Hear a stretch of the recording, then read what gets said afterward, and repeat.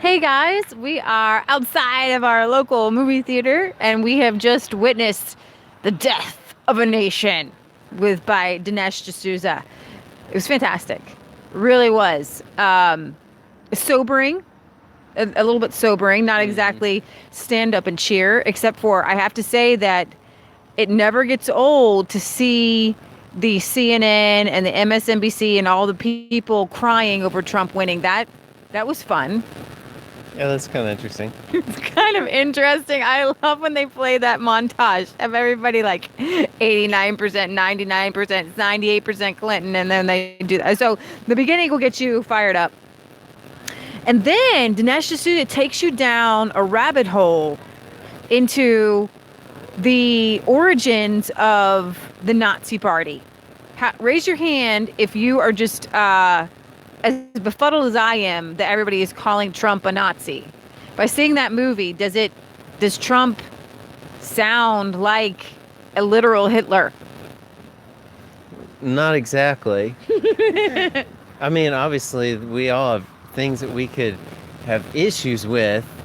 Like, I agree with most of what he's done so far, but obviously, like with George W. Bush and the Patriot Act, obviously, like the whole national ID card thing, that could historically be one of those radical, United States Yeah. changing things Yeah. that, years in advance could wipe out every conceivable positive that he's done.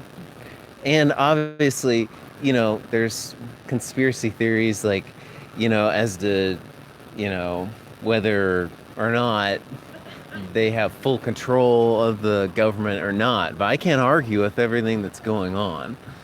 Because, I mean, it gets to be so deep where you say, well, like in World War II, well, they were on each side of every issue, and that's what they've said. Whether you say it's the Jews, the Jesuits, whoever you call them, the deep state, they They they want to implement. They want to force the wars upon the world, and then fund and back each party. It's like going to the horse race and backing each side. So, I mean, there's that argument, but do you just stay home and you don't liberate the Jews because you say, well, this is, you know what I mean? You're helping out the enemy by doing that, or do you, participate in it and rescue the Jews, but then, you're kind of, perpetuating a yeah, system. you're kind of keeping the whole deep state Since system they wanted the going war to start with. in the war. Yeah, since they want the war. So, I mean, it's a really deep thing that I don't really have answers for, but I mean, obviously, everything that Trump's doing, you can't argue with, you know. I mean, the other side is so insane; it doesn't make sense at all. Yeah, so a couple things that stuck out to me, even when I was seeing the preview, things I did not know, was that the Nazis, when they were deciding that they wanted to single out the Jews, felt like the American Democratic one drop rule was too racist for them. They had decided that you were Jewish if you had three grandparents who were Jewish. They literally said, I think that is too hard hearted and inhuman to say that if you just have one drop, then we throw you in a concentration camp. I mean, Yes. like, So basically, the Nazis are looking at like Woodrow Wilson and FDR and saying, you know, th- it's kind of funny that we look at the Nazis and growing up, I'm sure not just in America and other countries as well. You think, wow, the Nazis are pretty far out there, but they're actually looking at the United States and we're not that extreme. You know, we're not that hard-hearted here. they and they admired FDR and FDR admired Mussolini. I did not know this, but there are writings that FDR, and it makes so much sense. He was FDR implemented all of these socialist programs like the welfare program, social security, but they did it in a way that somehow the American people just went along with it, just like the Germans went along with it. It's absolutely insane to see. Woodrow Wilson, I've always known was evil. I know that Woodrow Wilson played, was it called Death of a Nation? Birth of a Nation, which is a KKK racist movie that he played in the White House. And when you read the history about Woodrow Wilson, it says, well, he kind of re-implemented some of those racist policies. He segregated the people in his White House just because he felt like it was the right thing to do. Seriously? Well, what else did Woodrow Wilson do, Mr. Kansas? Well, he, in 1913, was a puppet, and he created the what? The Federal Reserve, right? And the income tax. So these are what? Socialist programs. I wonder if you could hit on the link that they made for racism. They can't hear me. A link that they made for racism, meaning... So they keep calling Trump a racist, right? And so Dinesh D'Souza spent a good portion of the film exposing the link between the Democratic Party and racism and how Trump is anything but a racist. So I was wondering if you could hit on that a little bit. So what you see throughout history, in American history, the Democrat Party was actually, slavery was on its way out. George Washington, the founding fathers believed that slavery was on the way out. And then along comes Eli Whitney with the cotton machine. And then the Southern plantation owners were like, we got to keep these slaves. We got to keep this going, right? Interestingly enough, what you see is this benevolent dictatorship of the South, meaning we want to create communities for these black people. We want cradle to grave. We weren't going to take care of you from the cradle to the grave. Does that not sound like what you see in the inner cities? We want to take care of the African Americans from cradle to grave. They never got rid of, they just changed their racism and the ideology of just using, racism to, we want to make everyone a slave. Well, what they pointed out in the movie, I mean, you have the Southern Democrats with rural slavery on farms, and then, the Northern Democrats with urban slavery, right. And then obviously conspiracy theory, if you can look at it like, we won the Civil War, but he didn't necessarily say it in the movie, because he's more where I was before, like kind of more raw Reagan, but I mean, if they kind of implemented this on a national scale, whether it was Lincoln's intention or not, I don't know, but it clearly since then we become kind of like one big national, plantation. And it goes along with the government buying up all the empty land. And I mean, it doesn't matter. I mean, even little states in the Midwest that no one even wants to stop at, even when they're driving through. I mean, Missouri and especially like Kansas and Oklahoma. I mean, they're just buying up massive amounts of land for these either state or national park things, and they're kind of forcing everyone into the urban centers, and then everything in society obviously is enforcing this ideal where everyone's just kind of stuck there and you can't really get ahead. And it's like, the big boys in government have all the land and everybody else is just kind of living in a cardboard box under an overpass, I think you're being realistic. I think that what you're saying is exactly what I feel, is that even though slavery was abolished in 1865, another slavery was actually birthed in 1864, and that was the public school system in Massachusetts, which since then, I remember Roy Moore asking, when was America great again? And he was blasted for saying during, pre-Civil War, meaning they took that as saying slavery. But he was actually referring to the progressive ideals that were being implemented little by little. Karl Marx's ideals kind of coming over. You had the John Dewey going over to Prussia, learning about their socialist progressive education system. And once you think that the state can have control of the children. One of the things on the I'm sorry, not the Communist Manifesto, but yes, was in the Nazi Socialist Party line was state control of education. Mm-hmm. State control of education, because if you control the children, then you've got control Basically, of everybody's mind. Government in control of everything, no free speech, especially for religious purposes. Right, exactly, especially for religious purposes. And also Hitler, I grew up in public school. They told me that Hitler was a Christian.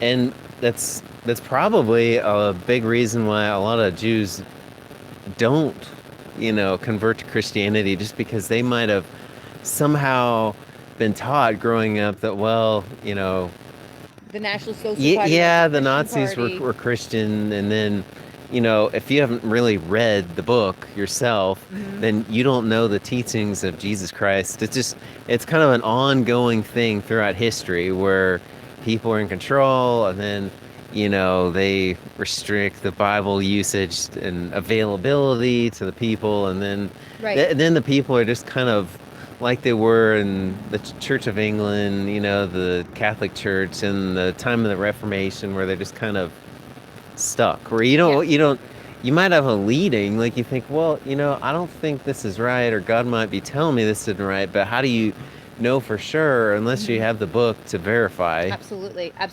So another thing along with that, when we're talking about the National Socialist Party, right?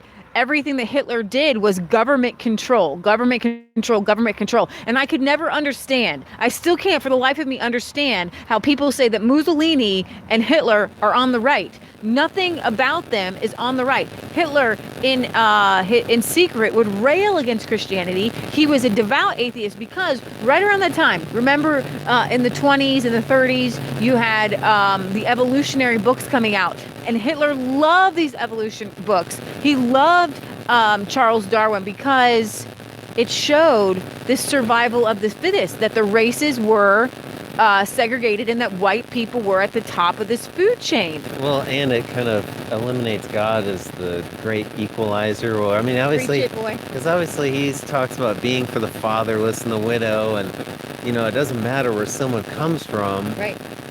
If they want Christ, then they come as this weak, meek vessel that's, I want you, I don't care what it takes. This whole parking lot's full of people, a multitude, and I'm going to crawl on my hands and feet just to touch his garment, type thing. And, obviously survival of the fittest and evolution, it kind of is like a man-centered religion where it's it's kind of depressing, where it just says we're just all like animals, and so the big powerful leaders, they're just gonna take over and be powerful, and everybody else will just have to submit to them and everything. So Hitler loved Margaret Sanger. So how can you align Trump, who is pro-life, with Hitler, who loved Margaret Sanger, who believed in eugenics,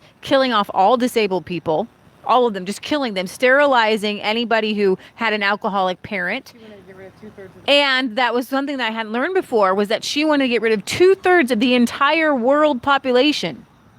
Well, and you see all these kids. I don't know the background. I haven't really studied it. But, I mean, obviously, you see some of these kids are sick and they're in hospitals and stuff. I mean, they come from countries and areas that were going through extremely harsh conditions and poverty and all sorts of turmoil and chaos in the government. I mean, some of these kids might have just been malnourished. Yeah, I mean, absolutely, you just need healthy food. I mean, even, religion aside, you just give them some healthy food and stuff. I mean, it'd probably get a lot better overnight.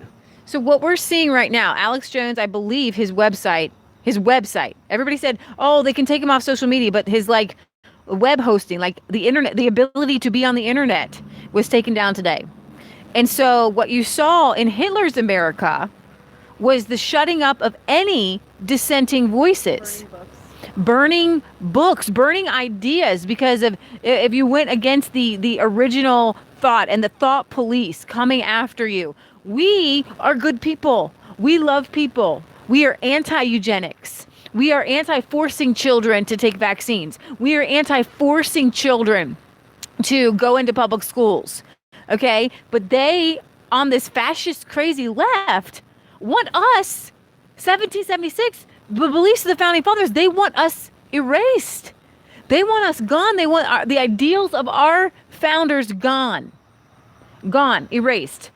And they are the fascists. They are, Hitler had these dudes, right? The Hitler Youth, they called them the brown shirts. I guess Mussolini had the black shirts, and they used youth to get out there and to beat people up.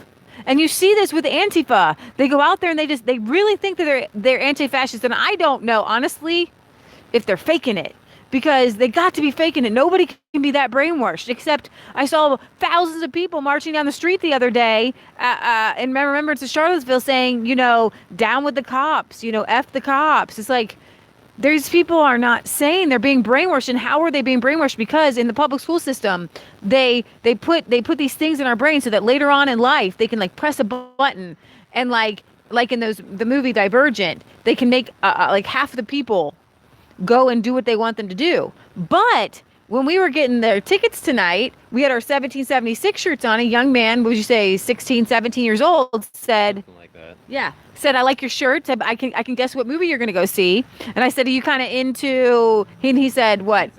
Conservatism. He said, yeah, I'm kind of into that conservatism.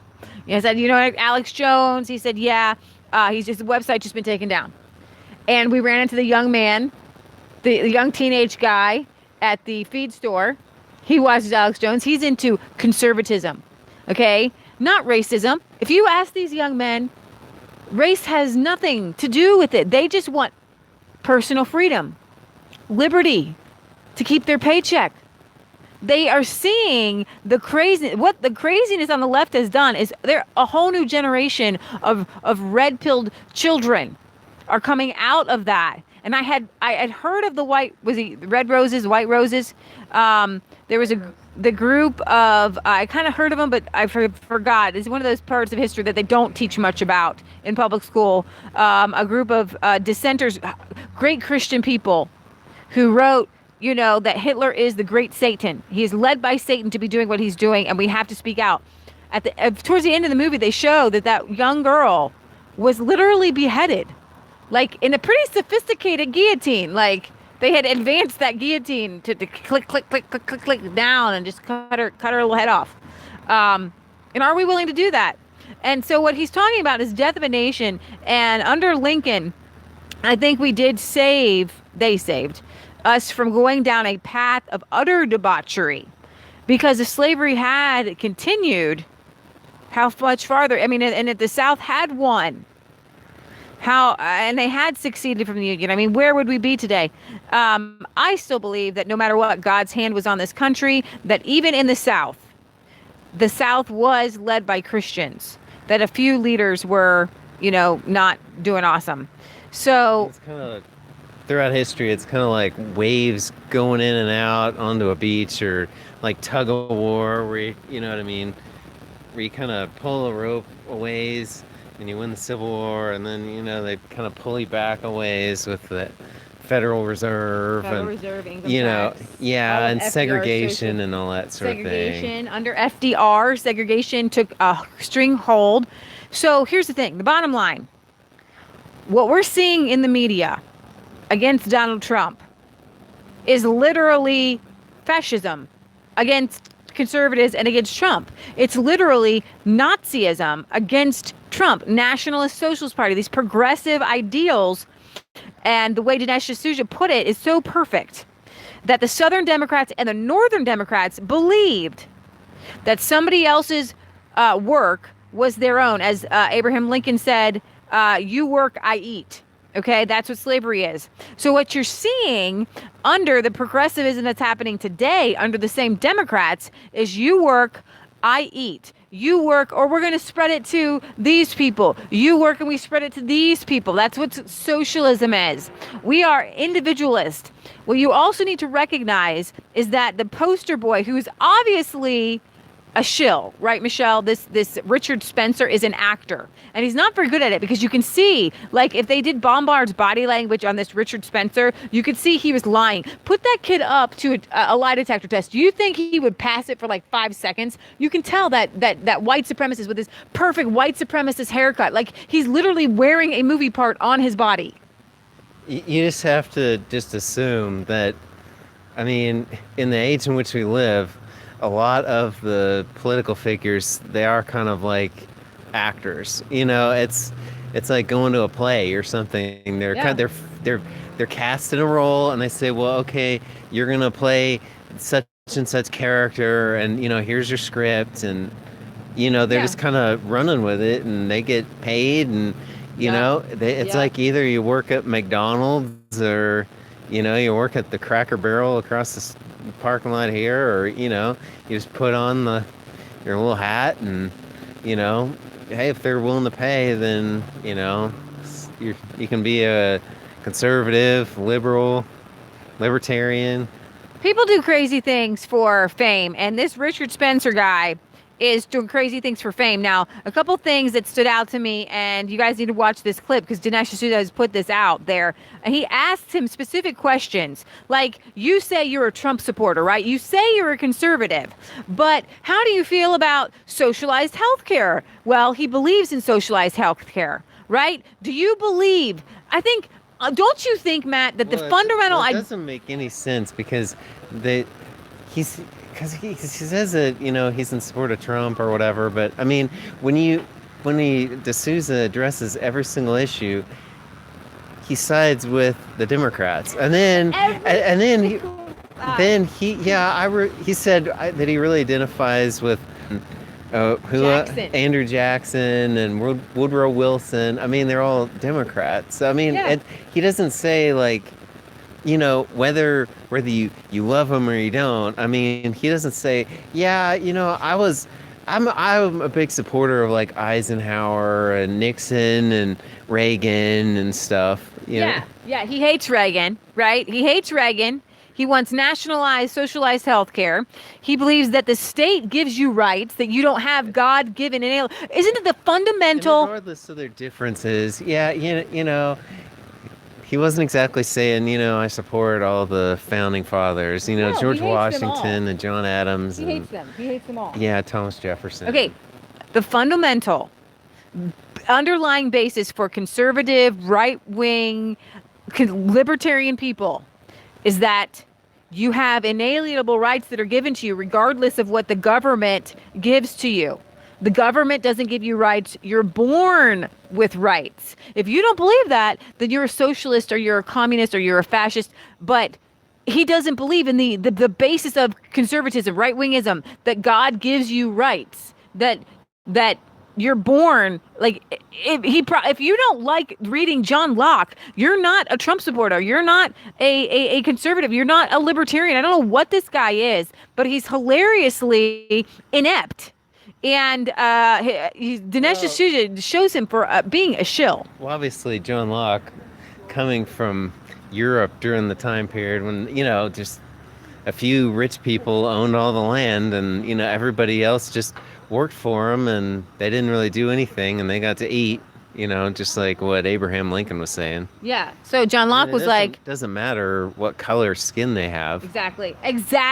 What Matt was just saying was that even in the UK, it doesn't matter if you were black or white. Everybody was kind of a slave. And what he was saying was that whether you're black or white or brown or whatever, you are born with inalienable rights. That's John Locke. That's what Jefferson put in our Declaration of Independence.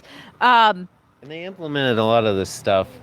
I feel like we kind of touched on it earlier, and, you know, how could America go along with it? But sometimes it's like what the climate You mean is the today. progressivism, ideals, how could the Americans go along with it? Insert whatever you're thinking about today in whatever country you're in, and how it wasn't there like 100 years ago. Okay. You know, regardless of where you're at. I mean, people historically, they wouldn't necessarily go along with some of the stuff.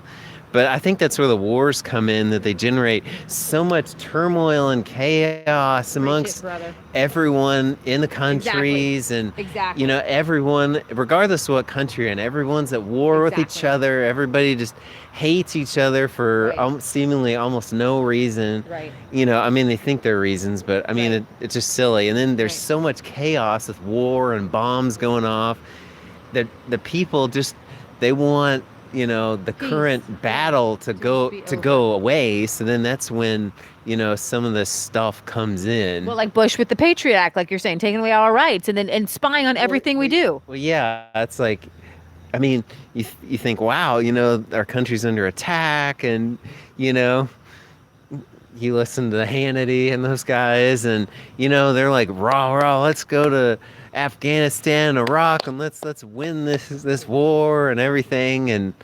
But you can kind of get, I think a lot, even Hannity and even people like Tucker have learned, fool me once, shame on you. Fool me twice, shame on me. I don't think Hannity learned his lesson on Syria, but I know for sure Tucker did. I know Rand Paul, and I know a lot of libertarians are saying, listen, we voted for Bush. A lot of right-wing conservatives are saying, we voted for Bush. He was an idiot. Oh my gosh, we lost all our rights. Oh my gosh, $1 billion of war. We don't want to do that again, which is why this whole Russian hysteria, they want to put us in war in Iran. They want us to have war in Syria, and we're done with it. And we're not the only ones done with this crazy wars, and you're right. It's okay if you're defending your nation, if other people are coming against you, but the globalist war, I think, most countries, America probably thinks, as a whole, that we're super righteous and we're awesome, and this whole Christian police state thing is great. But it just seems like it's kind of a big giant flop. It's a big failure, in my opinion. It seems like historically America minded their own business. So, like they that moved was here. Jefferson and Adams and Washington. They said, we don't want it didn't matter if they're Puritans, if they're Quakers. It doesn't matter if they're Shakers, whatever they were. Everyone came here to do their own thing in peace, leave everybody else alone, and then they left Europe because there was so much turmoil over there.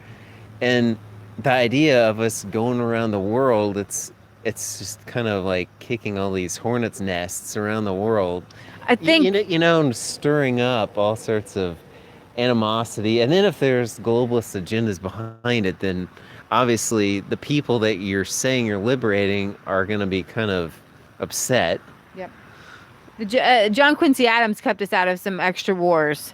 And the Jeffersonian, unfortunately, Democrats wanted us to fight in some more foreign wars, but they didn't win out. So those are good things. I can probably wrap it up. Michelle is getting ready to wrap things up. Do you want to switch spots? Michelle's going to wrap things up. Oh, you can't both just leave. One of you got to stay. Okay, so I just wanted to give you guys my gut reaction to this film so you can have an anticipation of what you're going to see. When you go in and see The Death of a Nation, I didn't know this, but I think that was a play on A Birth of a Nation, which is the horrific KKK propaganda film that was played and screened in Woodrow Wilson's White House. Right. Okay, so this is a play on that.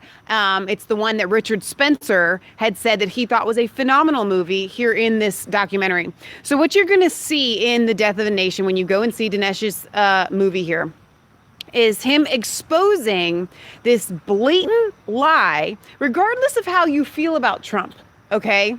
It doesn't really matter. There is a blatant lie that has come out, wouldn't you say, Kansas, that says Trump is a fascist and he's a Nazi and he's a racist. And I think that this film does an excellent job, whether you like Trump or not, of debunking that. Don't you agree? If Trump is the stereotypical big money capitalist person, then he doesn't care if he's conducting business with someone that's purple polka dotted. He doesn't care who they are. He doesn't care what their background is. We have, in a free society, you can have your business and I can have my business, and then we can work together to, generate profit and that sort of thing. Right, and that none of that Silly. has anything to do with Nazism, fascism, or racism. And so Dinesh takes you on a history lesson of racism in the United States and fascism, socialism, and communism in Europe and its place here in the United States, which is never hit on our history lesson of how it correlated here in the United States, where we had socialists here that we're admiring, not just socialists, the progressives, but they had power here in the United States. And so what they did, and he exposes this in the film, is they rolled it over. They reboxed it, they rebranded it and said, we have to dissociate or distance ourselves from fascism, the way that we perceived it, the way that it was happening and being implemented over in Europe in Hitler's Nazi Germany, because now that the images that were exposed after the war of the concentration camps and the death camps came out, and people were going to go, no, we hate that. We can't have anything to do with that. So we have to rebox it, we have to rebrand it. So I want you guys to be excited. There weren't exactly a lot of answers in Dinesh's film, but that's not the point, because the answer is in the knowledge that you gain from the film. The Bible says that you shall know the truth, and the truth shall set you free. The birth of our nation, the rebirthing of our nation will happen as the truth continues to get out there. And I think that's what's so important. Are wearing these shirts, and they say 1776 united. We can unite again like our founding fathers. Against this fascism, against this tyranny, but it has to be what? Under the power of God, by the love of God, love for our fellow mankind. Go ahead and explain that. You got these 1776 united. We can have that again. They played a clip of Trump saying that to a bunch of legal immigrants, that we are a team and we are a family. And I have to tell you, as I was sitting there watching that film, something overcame me. And I think it was at the end when they were singing the Battle Hymn of the Republic. And I was thinking to myself, a camaraderie that happens when we unite under the vision of the founding fathers of America. If they could have, they would have spread that vision worldwide. And what is that vision? It is unity under the gospel of Jesus Christ, the principles and the teachings of Jesus Christ, even if you want to go at the Thomas Jefferson route, according to the teachings of Jesus Christ, I call myself a Christian. Unity under that, and freedom for all men. We've got Martin Luther King Jr. saying that all men, black men and white men, are created equal and are free. And that is what the 1776 United means and what it stands for. And we can join together, like Trump says, as a team worldwide under this banner of freedom. Wouldn't you agree? Yeah, I agree. He totally agrees. So I want you guys to be excited about this film. I want you to go and see Death of a Nation. I want you to share it. And I want you to tell people about it and be armed with the knowledge of the truth through watching it. There were several tidbits, and you guys know Leah and I and Kansas do our research. We know the facts, and even we were blown away by some of the facts that we did not know in this film. And it's going to help me have discussions and help to give the truth to those who are brainwashed under these lies that come from the liberal propaganda of the mainstream media machine that is funded by, and guess what? George Soros was in the film. Dinesh did an excellent job, and I want to round off by saying this. This was incredibly professional. Very well done film. It rounded off all of the things that you and I and the people that are in the libertarian truther world, all of these things that we know that we want everybody else to know, Dinesh captures them in a professional way that will speak to those that are brainwashed. I dare you to bring your lefty friends. I dare you to bring anybody who questions Trump, because you cannot argue with these facts. And at the end of the film, it tells you where you can go on Dinesh's website, I think, to get the, not annotations, what's the word that I'm looking for? It's going to be in the chat in 5 seconds. No, citations. Is that right? Citations. Exactly. Okay. It's fuzzy. All right. Sorry. Well, we're going to sign off here. It probably is like sweaty on Leah's camera. It's not that fuzzy. I saw it. All right, you guys. We love you. God loves you. God bless. And thank you, Kansas, for being here. And it's what? Not a conspiracy theory if it's truth. All right, you guys. God bless you. God bless America. And have a wonderful rest of your evening. Bye, guys. Oh, I gotta stop.